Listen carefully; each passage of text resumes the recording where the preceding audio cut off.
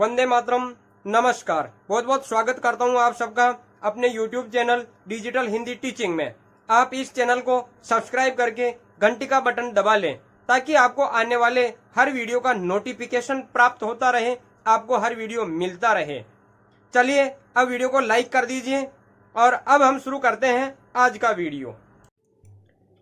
हम पढ़ रहे हैं पीपीटी के माध्यम से कक्षा 6 की हिंदी पाठ्य पुस्तक वसंत, और आज के इस वीडियो में हम अध्ययन करेंगे पाठ 11 जो देखकर भी नहीं देखते, इस पाठ के अभ्यास प्रश्न। तो चलिए शुरू करते हैं आज का वीडियो और देखते हैं सबसे पहले पहला प्रश्न। पहला प्रश्न क्या है? जिन लोगों के पास आंखें हैं वे सचमुच बहुत कम देखते हैं। हेलन केलर को ऐसा क्यों लगता था? वो कहती है कि जिनके पास आंखें हैं वो बहुत कम देखते हैं। जब प्रकृति की वस्तुओं को स्पर्श करने से दृष्टिहीन व्यक्ति को इतना आनंद मिलता है तो उन्हें आंखों से स्पष्ट देखने से तो मन मुग्ध हो जाना चाहिए। जिनके पास आंखें नहीं है वो स्पर्श करके ही इतना आनंद उठा सकते हैं, तो उन वस्तुओं को देख ले तो हो उन्हें तो और दुगना आनंद आ जाए। परंतु आंखें वाले लोग दुनिया की रंग बिरंगी वस्तुओं के प्रति वैसी संवेदना नहीं रखते, उनके भाव अलग होते हैं। प्रकृति का जादू किसे कहा गया है? देखिए पाठ में प्रकृति का जादू किसे कहा गया है? तरह तरह के पेड़ पौधे, तरह तरह के फूल खिलते हैं, तो तरह तरह के पेड़ पौधों की बनावट, वस्तुओं का परिवर्तन, बसंत में फूलों का खिलना, पंखुड़ियों की मखमली सतह, बागों में गाते हुए पक्षी, कलकल करते हुए बहते झरने, चीड़ की पत्तियों या घास से ढके हुए मैदान आदि सबको प्रकृति का जादू कहा गया है। कैसी प्रकृति की जादूगरी है, इतनी गजब गजब की चीजें प्रकृति ने बनाई है, ईश्वर ने बनाए हैं। देखिए आगे का प्रश्न, कुछ खास तो नहीं? हेलेन की मित्र ने यह जवाब किस मौके पर दिया और यह सुनकर हेलेन को आश्चर्य क्यों नहीं हुआ? कब ऐसा कहा?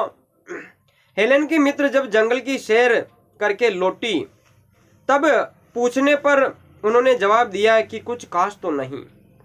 उसके जवाब को सुनकर हेलेन को आश्चर्य नहीं हुआ क्योंकि वह इस तरह के उत्तरों को सुनने की आदी हो चुकी थी। वह इस तरह के उत्तर अक्सर सुना करती थी क्योंकि ज्यादातर लोग उसे ऐसा ही कहा करते थे।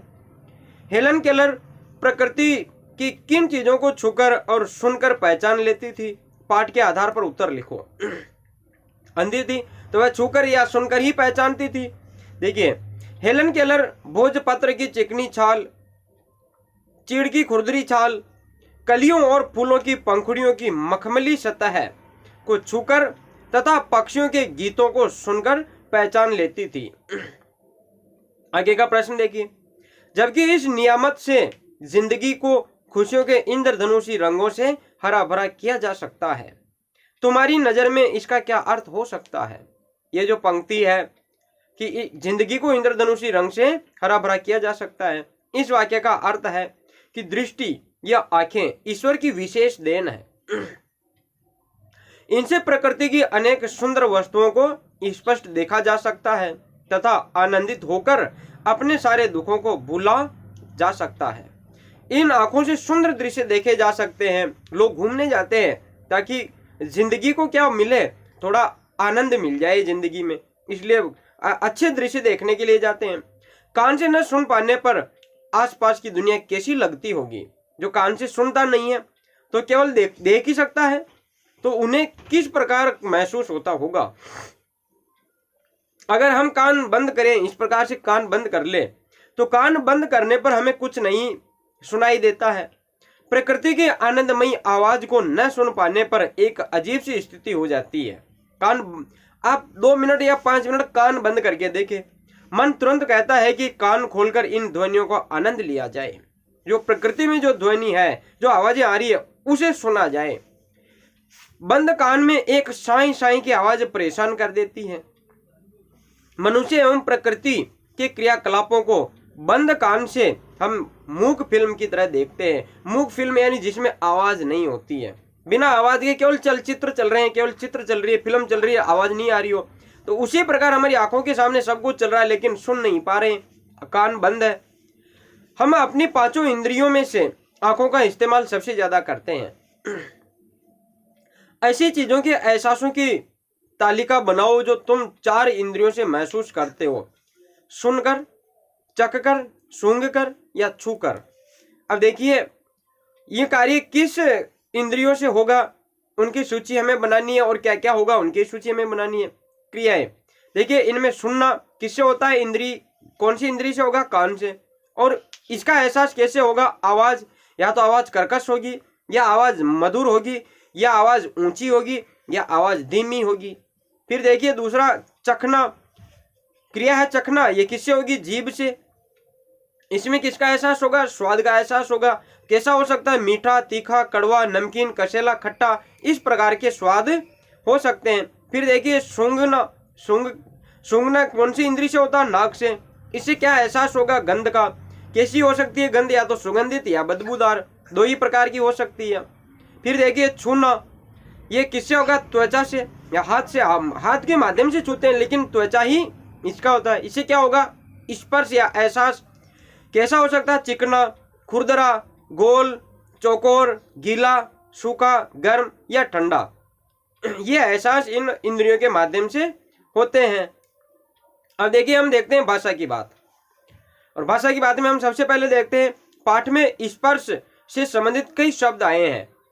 नीचे ऐसे कुछ शब्द दिए गए हैं, बताओ कि चीजों का स्पर्श ऐसे होता है, चिकना, चिपचिपा, मुलायम, खुरदरा, सख्त, बुरबुरा।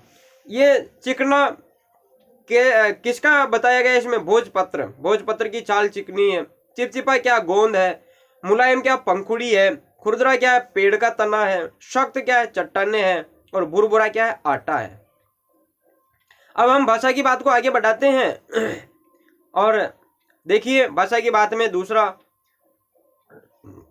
अगर मुझे इन चीजों को छूने भर से इतनी खुशी मिलती है तो उनकी सुंदरता देखकर तो मेरा मन मुग्ध ही हो जाएगा।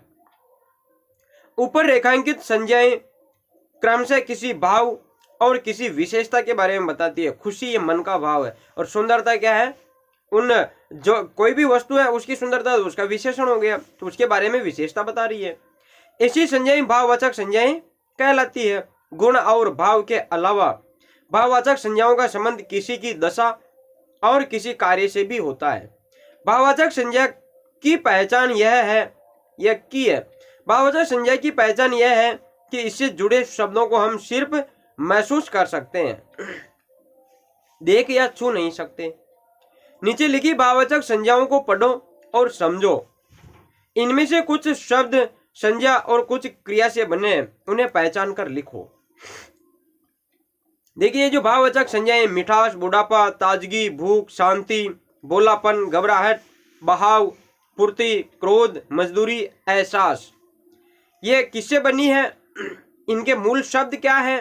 देखिए मिठास किससे बना है, मीठा, मूल शब्द क्या है, मीठा। बुढ़ापा बूढ़ा से बना है। ताजगी ताजा से बना है। भूख भूखा से बना है। शांति शांत से बना है। बोलापन बोला से बना है। घबराहट घबराना से बना है। बहाव बहना से बना है।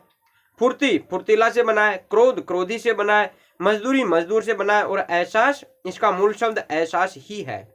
अब ये देखिए संज्ञा है या क्रिया है। देखिए जो भाववाचक संज्ञा है, मीठा से मीठा से बना है, लेकिन मीठा क्या है, संज्ञा है। तो मीठा संज्ञा से ही भाववाचक संज्ञा बनी है। बूढ़ा क्या है, संज्ञा है, तो ये जातिवाचक संज्ञा है ना, तो संज्ञा से ही हमने भाववाचक संज्ञा बनाई है आपा प्रत्यय लगाकर। ताजा क्या है, संज्ञा है, इससे ताजगी बना ली। भूख क्या है, संज्ञा है, भूखा संज्ञा है, और इससे भूख बन गई, भाववाचक संज्ञा बन गई। शांत क्या है, विशेषण, जैसे वातावरण की विशेषता क्या, शांत है, तो इसे हमने भाववाचक संज्ञा बनाई, शांति। बोला क्या है, विशेषण है। कोई व्यक्ति बोला है, कोई बच्चा बोला है, तो क्या उसकी विशेषण हो गया ना, उसका विशेषता प्रकट करता है, तो इसे हमने भाववाचक संज्ञा बना ली, बोलापन। घबराना क्या है, क्रिया है, घबराना क्रिया है, लेकिन क्रिया से हमने क्या बना ली, क्रिया, आहट प्रत्यय लगाकर घबराहट, भाववाचक संज्ञा बना ली, क्रिया से भाववाचक संज्ञा बन गई। बहना क्रिया है और इसे बहाव, भाववाचक संज्ञा बना ली। फुर्तीला विशेषण है, जैसे शेर फुर्तीला होता है, या कोई बच्चा फुर्तीला है तो उसका विशेषता प्रकट कर रहा है, विशेषण हो गया। इससे फुर्ती, ये भाववाचक संज्ञा बना ली विशेषण से। क्रोधी, ये भी विशेषण है, किसी व्यक्ति की विशेषता प्रकट करता है। क्रोधी से क्रोध, ये क्या, भाववाचक संज्ञा बना ली। मजदूर क्या है, संज्ञा है, और संज्ञा से हमने मजदूरी भाववाचक संज्ञा बना ली। जातिवाचक संज्ञा से भाववाचक संज्ञा बना ली। एहसास ये एक विशेषण है और इससे ये इधर वापस एहसास भाववाचक संज्ञा बन गया है।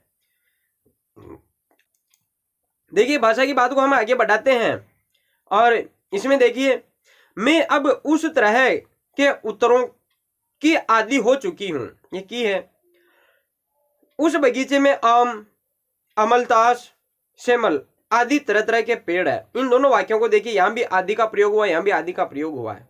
ऊपर दिए गए दोनों वाक्यों में रेखांकित शब्द देखने में मिलते जुलते हैं पर उनके अर्थ भिन्न है, आदि और आदि।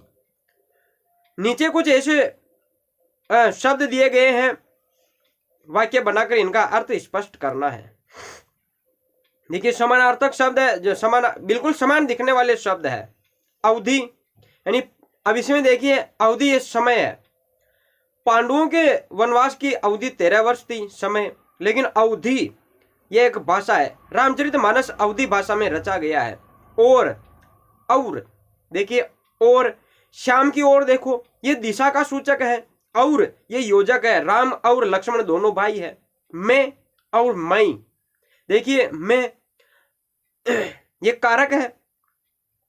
आपके आने से घर में खुशी छा गई, घर में ये कारक है। फिर देखिए मई ये क्या है, सर्वनाम है। मैं विद्यालय जा रहा हूं। दिन और दिन, दिन देखिए सप्ताह में 7 दिन होते हैं, ये दिन वार का सूचक है और दिन ये गरीब है। दीन व्यक्ति पर दया करो, गरीब व्यक्ति पर दया करो।